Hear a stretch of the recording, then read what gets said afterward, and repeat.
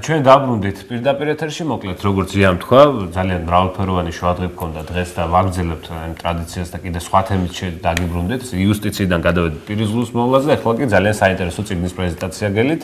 რაჭაში რა თქმა უნდა, უკვე ძალიან ლამაზ რაჭაში ვიმოგზაურებთ ჩვენ ბატონი ბადრი სულაძის წიგნი და ისტორიკოსი და ეთნოლოგი ბატონი ბადრი სულაძეა ჩვენი სტუმარი. რაჭა შენ რომ არ მყავდე, ასე უწოდეთ თქვენ რიგით მესამე პოეტურ კრებულს, რომელიც რაჭის სიყვარულს მიუძღვენით, ხო ბატონო? და მკითხველში დიდი მოწონება დაიმსახურა, თუმცა სანამ გამოვიდოდა ეს კრებული, მანამდე იცნობდა, როგორც ვიცი მე. გარკვეული ნაწილი მკითხველის ამ ლექსებს. იცნობდა იქიდან გამომდინარე, რომ სოციალური ქსელების საშუალებით, Facebook-ის საშუალებით ძალიან ბევრი დამიმეგობდა და აი ეს ლექსები, რომელიც არის მართლაც რაჭის სიყვარულით გაჯერებული სითბოთ, იმ სურნელით, რაც რაჭაში ტრიალებს, ძალიან ახლოს მივიდა ზოგადად ყველა ქართველთან, ვინც კი გაეცნო ამ ლექსებს და განსაკუთრებულად რაჭველებს მოეწონა და შეიყვარეს. მე თამამად შემიძლია ეს გითხრათ. იმიტომ რომ ძალიან საინტერესო სტრიქონა მივიკითხე, ესე იგი, როცა კრუხი ძერასავით შეფრინდება საბუგარზე, ლექსიც ასე მეწერება ხანკეთსა და ხანბუხარზე. ხანკეთსა და ხანბუხარზე, ესე იგი, რაჭაზე მშვენიერი წიგნი შევქმნა. ამიტომ თქვი, რომ აქ სურნელი ტრიალებს რაჭის და მე ძალიან მინდა რომ ეს წიგნი ნახოს ფართო საზოგადოებამ, იმიტომ რომ აი ვისაც მონატრება აქ რაჭის ზოგჯერ ხდება, რომ გიყვარს, თქვათ შენი კუთხე, მაგრამ ვერ ახერხებ იქ ჩასვლა და გულით ატარებ ამ სითბოს და ამ ძალიან დიდ სიყვარულს და არა მარტო თქვათ იმ ადამიანებს რომლებიც რაჭიდან არიან წარმოშობით მე გითხარით მე იმერეთიდან ვარ წარმოშობით მაგრამ ყოველ წელს 14 წელია ზედიზედ ესე მთელი ჩემი ესე იგი სანამ გავიზარდ ბავშვობის ასაკიდან შოუში და უკვე შაური რო გამოჩნდება უკვე რაღაცა გულისხმანაირად გეთანხმებით და ეს გულის ფეთქვა ჩანს ამ წიგნში სწორედაც და დიახ აი და როგორც ვიცი ძალიან ბევრი ისტორია თქვენ ბავშვობის მოგონებებს უკავშირდება ეგში აღწერილი ისტორიები და არიან რეალური პერსონაჟები ხო რეალური ადამიანები ვისაც არის მოთხრობილი და ამიტომ მოეწონათ ეს წიგნი განსაკუთრებით რაჭველებს იმიტომ რომ რაჭული კილოკავით არის შეზავებული ეს ლექსები და ისმის აი ეს ხმები მე ბევრმა მითხრა თუნდაც წიგნის პრეზენტაციაზე სწორედ ეს სიტყვები მოვისმინე რომ ძალიან რაღაც ფესვებს ეხებითო მითხრეს ისეთ ეხებით რომელიც რაღაცა გულს სხვანაირად აცგერებს ხოლმე და აი იქ არიან პერსონაჟები, რომლებმაც ჩემი ბავშვობის თვალწინ გაიარეს ეს მოხუცები, მე ლექსიც მაქვს გემრიელი მოხუცები, ასე ვეუბნები მათ და მათ ხსოვნას ძალიან ვეფერები. ესენი არიან. ეს გუნდა მეთქვა ზუსტად ირაკლი, რომ რადგან რაჭულ კილოკავზე საუბრობთ, მაშინ უკეთესია რომ დიახ, აუცილებლად და იმას ვამბობდი, რომ აქ არის სწორედ მათი სახელებია მოტანილი, მოხსენიებული და ისინი ძალიან პერსონაჟებია. რეალურ პერსონაჟებზე. აი მაგალითად ერთი ლექსი, რომელსაც ქვია ოღონდ თქვენი ხმა მესმოდეს. წუხელ მთელი ღამე ქროდა, აღარ ჩადგა არც ისქარი. მე კი შენი ხმა მეგონა, შენი არი, ჩემო ტკბილო, ქსენი უკა ხმა მესმოდა ყანის ბოლოს ის ქოთქოთი ბეღლის უკან ნეტავ კიდევ გავიგონო წვიმის წყალს ებმოდა თითქოს ქვასაც რაღაც უთხრა მე კი შენი ხმა მეგონა შენი ღუტა ჩემო ტკბილო ლიდაუკა აღარ ვიცი რა ვიღონო ღორს როს დევდი წინდა უკანის ხმა მინდა გავიგონო ქარს სიმშვიდის რა ეტყობა მაგრამ თითქოს არა გვიშავს მე კი შენი ხმა მეგონა შენი ბიშა ჩემო ტკბილო ღაღანუკა ჯობია რო არ ვიგლოვო რო უყოფდი პურს ცხვარუკას ის ხმა მინდა გავიგონო ცრემლის წვეთსაც ვეღარ ვზომავ და ღრუბელის თვალებს მიწვავს მე კი შენი ხმა მეგონა შენი წიპა ჩემო ტკბილო მაღრაფინა მზის გულა და მთვარის წორო ქორი კრუხს რო დააფრინდა ის ხმაც მინდა გავიგონო ოღონდ თქვენი ხმა მესმოდეს თქვენი არი თუნდაც მთელი ღამე ქროდეს აღარ ჩადგეს არც ის ქარი.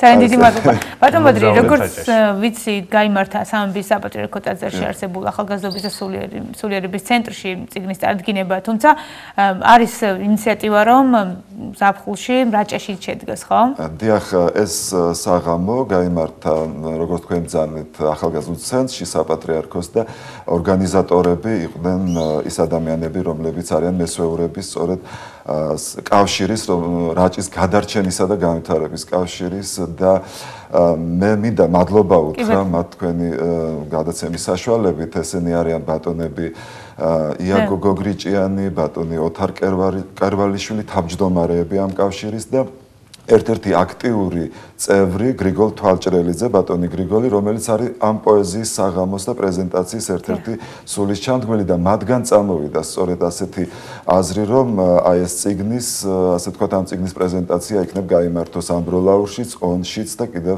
ერთხელ მოვეფეროთ ჩვენ რაჭველებს და გაუთბოთ გულები, იმიტომ რომ რაჭას ამ წიგნშიც იგრძნობა თავისი ტკივილი აქვს, ტკივილი,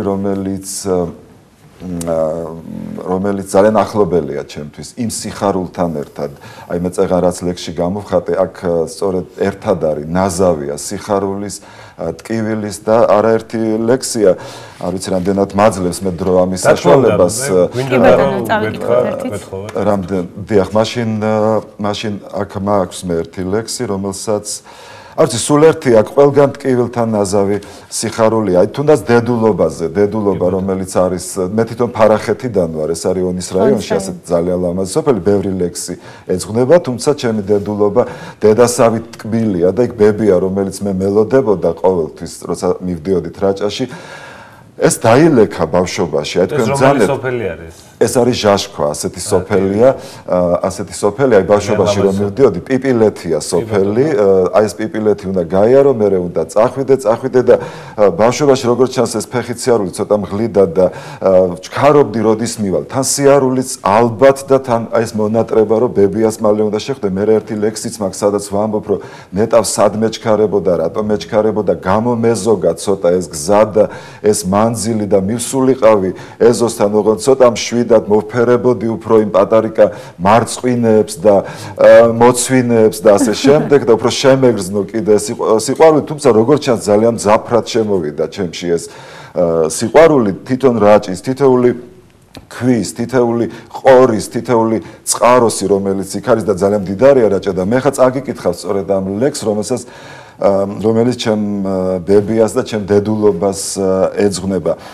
ისე გავედი სოფლის ბოლომდი, გზამ ამოსუნთქვაც აღარ მაცალა, როგორ უხდება ეზოს მოლოქი, ქათა მაცადა, ქათა ნაცარაც, დიდება შვილო შენს გამოჩენას, შემაგებებდა სიტყვას ბებია, ისე ჟაშქვამ რომ ლუკმა შემარგო, მე არაფერი არ შემრგებია, თითებზე ახლაც ამდის ის სუნი, რადა მავიწყებს ქვიჯას, ქვასანახს, ახლაც მახსენებს ქოხი ფიცრული ძაფზე ახირხლულ, ყვითელ ზაფრანას, როცა ბებია სუფრას გაშლიდა, ღვინოს მოსვამდა წვრილი ჭიქიდან, გემოს კი უფრო მეტად ატანდა კვახი წელას და შინდი ფიფინას, თეთრ ხორცს რომ თეფშზე გადმომიღებდა, ვერ დავმალავდა მართლაც მიკვირდა, გულით რამხელა სითბოს იტევდა, თვითონ რომ ქალის ფეხებს წიწკნიდა, პურს მეც შევჭამდი, კვახკაკლებიანს, სულაც არ მინდა ქათმის ბარკალი,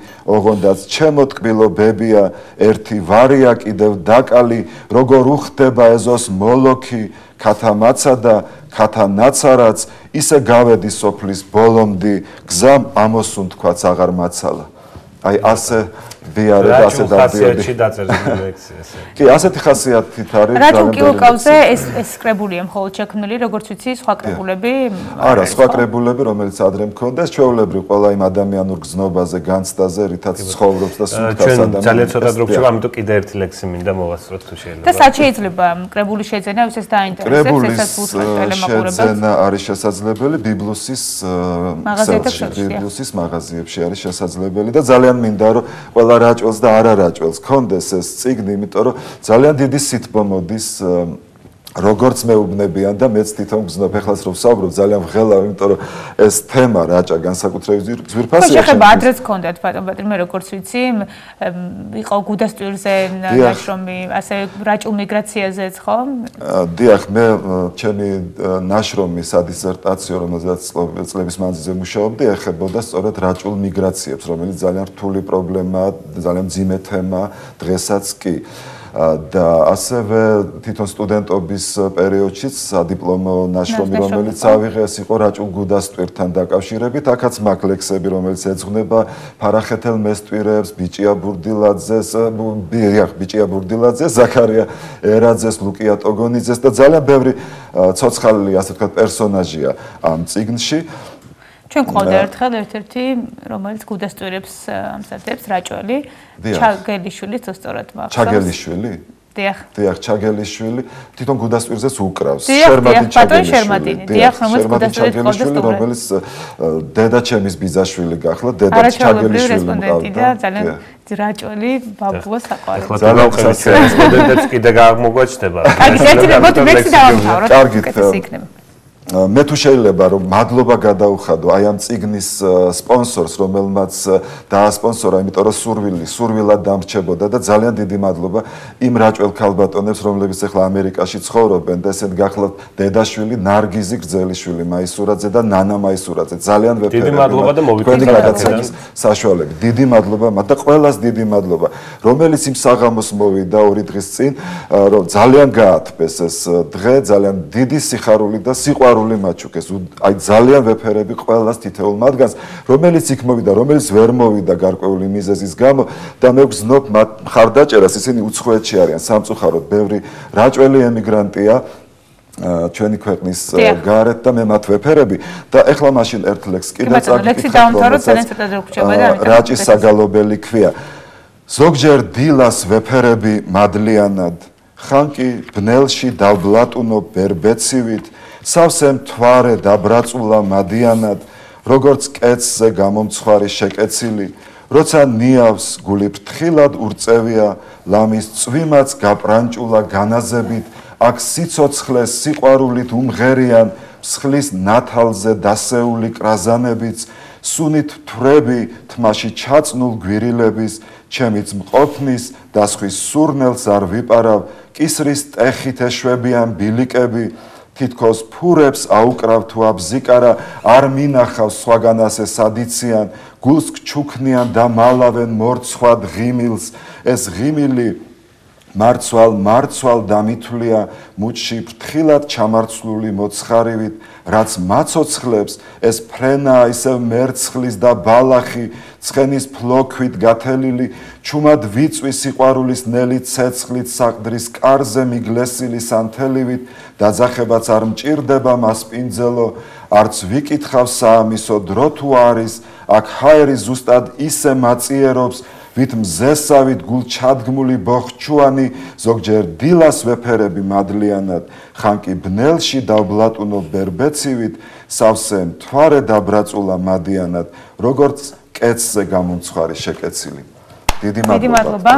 ძალიან დიდი მადლობა დაგემშვიდობებით ისტორიკოსი, ეთნოლოგი, პოეტი ბატონი ბადრი სულაძე იყო ჩვენი სტუმარი, შევახსენებთ ტელემაყურებლებს. წარმატებებს გისურვებთ. ჩვენს ეთერში რუბრიკა კულინ არტის დრო დგება. რომ შუადღის მთავარი მზარეული თეკო სკიტიშვილი ძალიან ლამაზ კერძს მოგვიმზადებს, ძალიან გემრიელს და რაც მთავარია, ია სამარხოს, ასე რომ ნახოთ აბა რას გვიმზადებს.